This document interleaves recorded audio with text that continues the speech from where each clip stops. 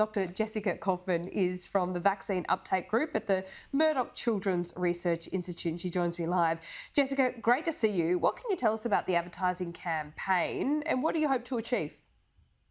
Well, look, honestly, we don't know exactly what the advertising campaign in July is going to look like. I think it's a really exciting opportunity for the government to maybe change course and bring in some of the strategies that we've seen be effective in some of the overseas campaigns. So that means using a bit of humour, focusing on the benefits of vaccination beyond just reducing disease. So, increased freedom, freedom from lockdowns, things like that. But it does sort of remain to be seen exactly what comes out in July. Well, we don't have those freedoms at the moment, and certainly it's not clear. The government has given us a bit of an umbrella approach, if you like, to the vaccine rollout and what that quid pro quo might be. But when it comes to younger people, what speaks to them the most, do you think?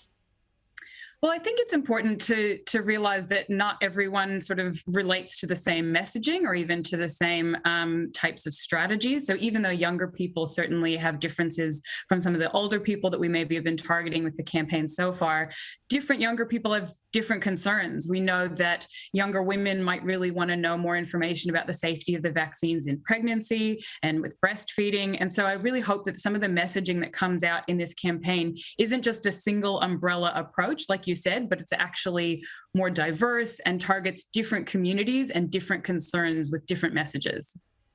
Yeah, indeed. Boring campaigns don't usually speak to young people. They're not going to talk to things that are particularly relevant. I mean, everyone keeps on bringing up the successful AIDS campaign a couple of decades ago, and that really scared people. Do you think that would be the right approach here? Look, I'm pretty wary of recommending a fear-based campaign. I think that you'll find a lot of criticisms of that campaign as well as, it's certainly stuck in people's memories. But I think around vaccination, we need to be really careful about pivoting to sort of a fear-based approach because it can backfire and it can actually make people angry and it can increase fear around the vaccine itself as well as the disease. I think there's a lot of strategies we haven't tried yet, which are more positive focused, again, using humor, celebrities, real people's stories. We know that people would find that really helpful. So I think there's a lot of things we can try before we go towards a scary campaign. Yeah, indeed. And we know that many younger people are keen to get their COVID jabs but are not yet eligible. Do you think it would be good just to open it up and kind of create a bit of, a bit of hype about it? If you want to get vaccinated, you can. Do it straight away. I think, absolutely from a public health perspective, the more people we can vaccinate, the better. And it also would create sort of the social norm of vaccination. So the more people who have been vaccinated, the less scary it seems. So if it isn't, if we're not limited by supply, absolutely, we should be opening this up. But given the situation that we appear to be in with some limits around vaccine supply, we do just need to be careful to make sure that people who are truly high risk of COVID, high risk populations, are still able to get the vaccine. But I think it's really encouraging to see how many people are excited to get it now that the age bracket has been lowered.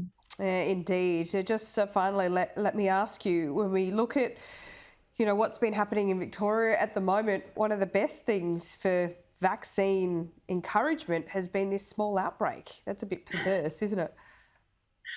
Yeah, look, we don't want to rely on outbreaks to drive demand, but it's definitely true that when we're making these decisions to vaccinate, we're looking at the threat of disease. That's one of the things that factors into our decision making. And when that threat is more real and more present, it certainly changes the risk-benefit equation for people, and it does encourage vaccination. But I would really hope that we can everyone in the rest of the country can look at this experience in Victoria and maybe also be motivated to vaccinate without having to literally experience the outbreak.